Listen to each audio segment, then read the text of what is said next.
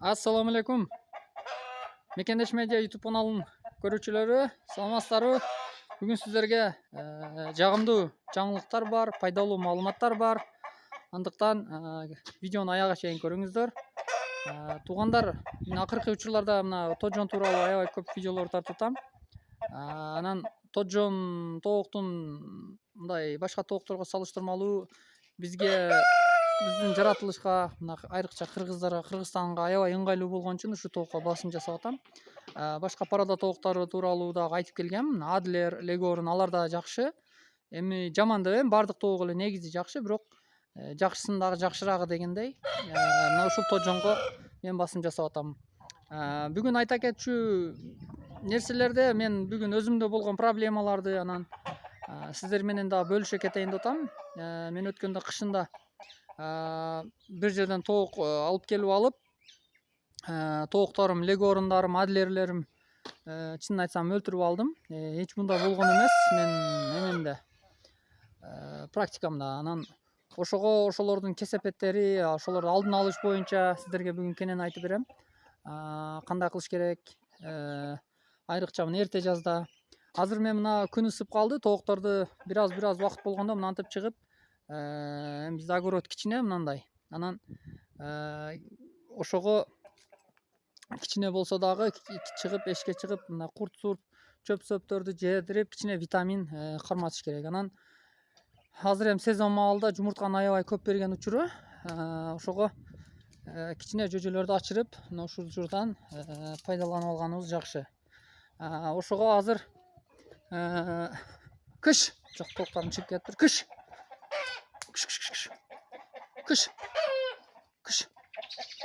Ошого туугандар, мындай эрте жазда аябай этият кылыш керек. Себеби эрте жазда оорулардын аябай күчөйт.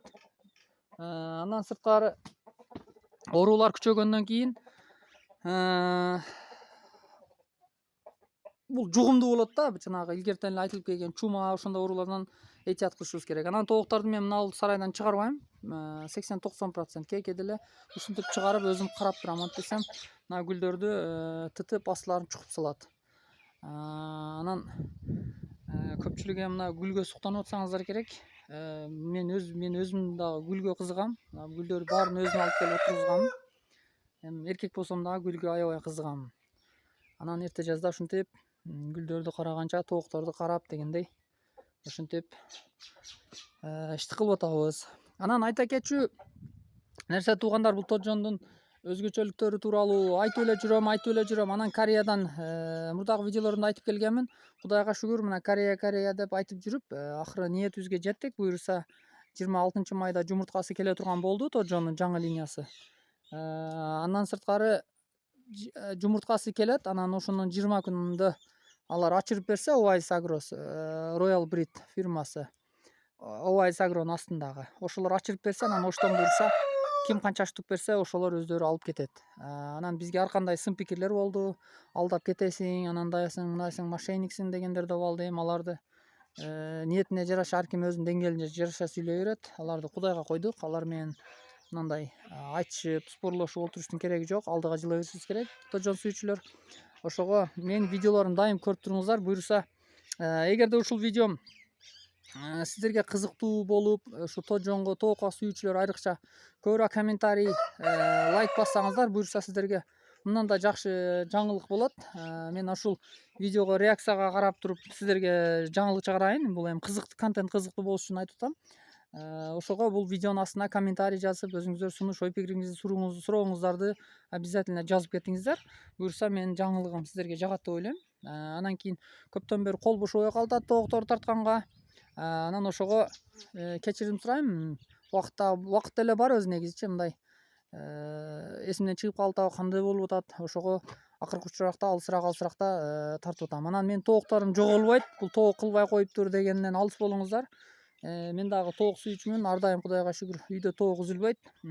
Буюрса да үзбөйбүз дагы. Ошого туугандар, ар дайым биздин каналды көрүп, көз салып туруңуздар. Лайк басып, комментарий басып, менин номерим WhatsAppка жазып коюңуздар. Колдон келишинче сиздерге жооп беришке аракет кылып атам WhatsApp'тан. Анан Кудай буйруса ушул тоджонду эми өзүбүз Кореядан дайыма алып келебиз же болбосо ушул бир каны бузулбаш үчүн бир айласын кылып атабыз, чтоб баягы азыркыдай болуп токтоп калбаш үчүнчү.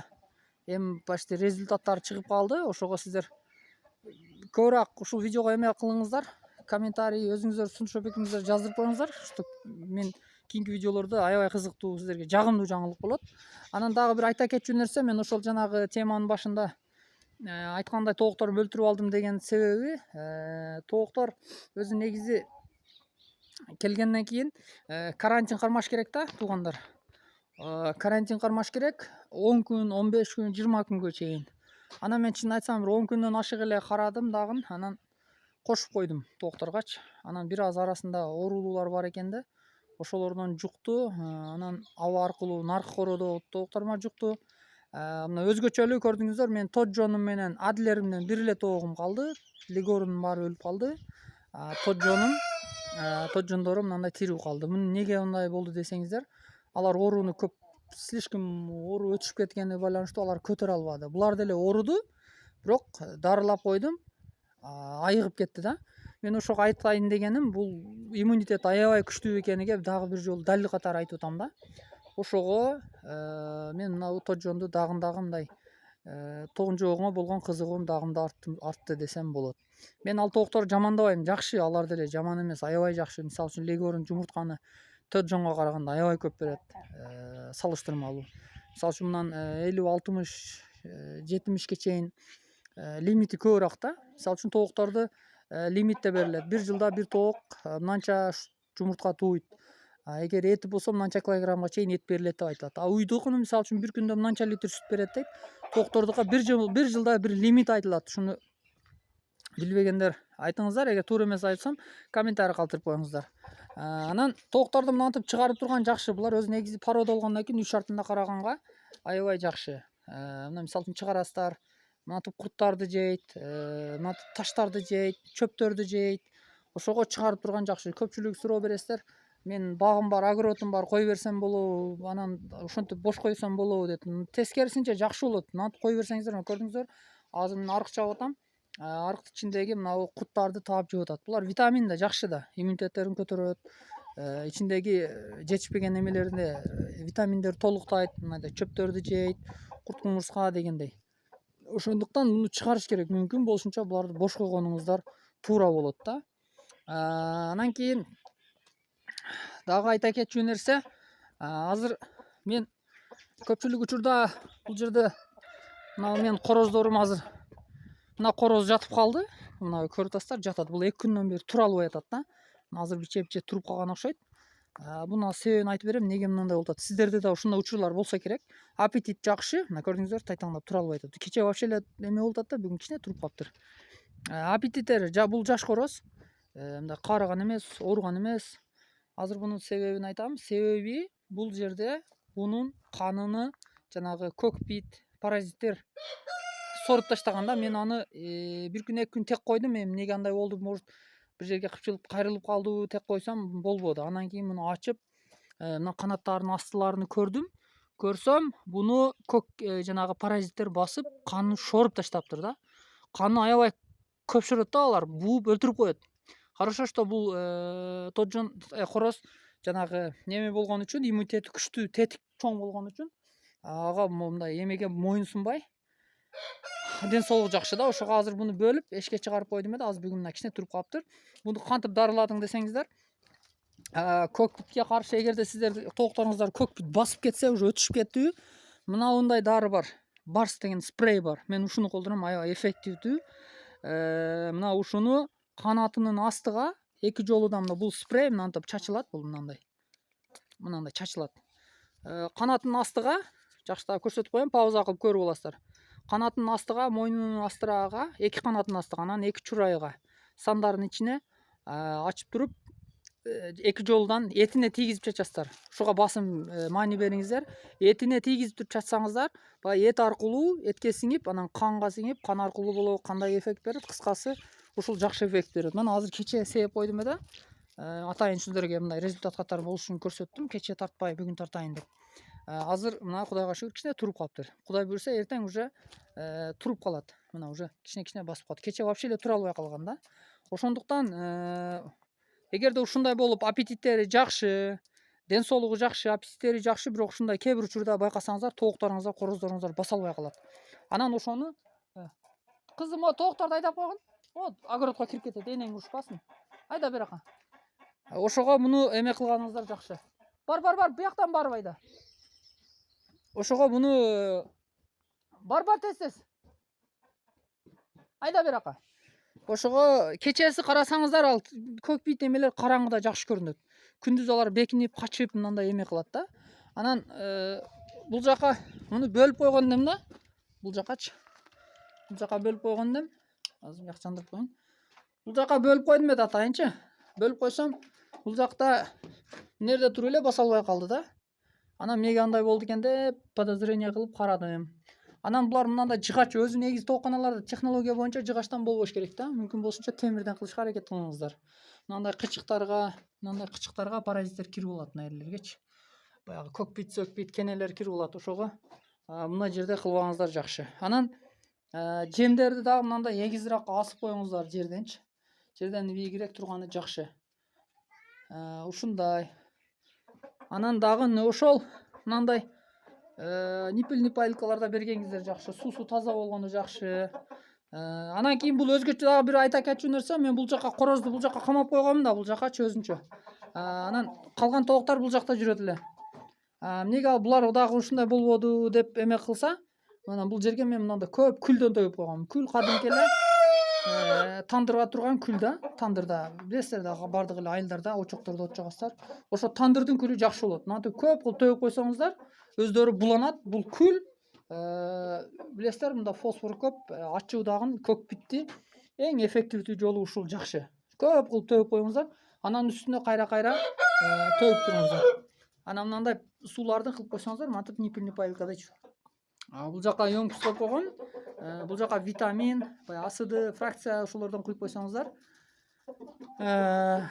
дарылары, эмелери, витаминдер кошуп иче берет. Анан витаминди да буларга тез берип турган жакшы. Анан мына көрүп атасыздар, жерде чөп турат. Чыгарбаган учурда чөптөрдү алып келип таштап коем, керегин жейт, керек эмеси калат. Майли азыр. Мына ушундай туугандар. Ошондуктан менин видеолорумду көрүп туруңуздар. Менде тоок Кудай буйруса үзүлбөйт, тескерисинче күчөйт. Жаңы породалар дагы жакшы жаңылыктар бар. Буйруса номер 1 тоджондорду менден аласыздар. Бул мунун үстүнөн Кудай буйруса мен иштеп атамын. Ошо Кореядан алып келип, андан сырткары материнский стадо боюнча дагы сүйлөшүүлөр болуп атат. Кудай буйруса номер 1 тоджондор Кудай буйруса менде болот. Ошондуктан менин каналымды үзбөй көрүңүздөр. Буйруса калган породаларды дагы номер 1 кылабыз. Азыр кичине башка иштерибиз менен алек болуп атабыз. Ошого Кудай буйруса быйыл мына тоджондон Кореядан алдырып атабыз. Буга көп ишенбегендер, колдон келеби деп мындай көзүнүн кыйыгы менен карагандар, Кудай буйруса иншалла аз калды, 1 ай калды. 1 айда Кудай буйруса келет. Жумурткалабыз Кореядан, акчасын төлөп койдук. Эгерде төлөйм дегендер болсо, азыр деле кеч эмес, Ошко барып, Owais Agro фирмасынын Кеңеш айылында өзүнүн кеңсесиге барып акчаңыздарды төлөп, квитанцияңыздарды алып, төлөп койсоңуздар, буйруса сиздерге дагы насип кылып калышы мүмкүн. Андыктан эртерээк шашыңыздар. Акчасын мага төлөбөйсүздөр, мен албайм. Фирманын өзүнө төлөйсүздөр. WhatsAppка жазсаңыздар, мен адрестерин дагы берем. Ошто Жапалак унаа базарынан 1 километр өткөндө Кеңеш айылында чоң Owais Agro'нун базасы бар. Ошол жерде өздөрүнүн офиси бар, жемдери бар, арзан. Ошол жерден алып келсеңиздер болот. Мына ушундай туугандар, экран астыга номер калтырып коем. Кудай буйруса, ушул видеого көп комментарий жазып, өзүңүздөрдүн сунуш пикириңизди жазыңыздар. Кийинкиси Кудай буйруса сөзсүз жагымдуу жаңылык болот. Сиздерге жагат деген ойдомун. Кийинки видеолордо көрүшкөнчө саламатта калыңыздар.